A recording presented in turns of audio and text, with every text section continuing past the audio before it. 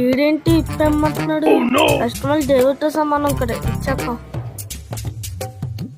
ఏంటి ఇప్పేనా? ఇప్పుడు విని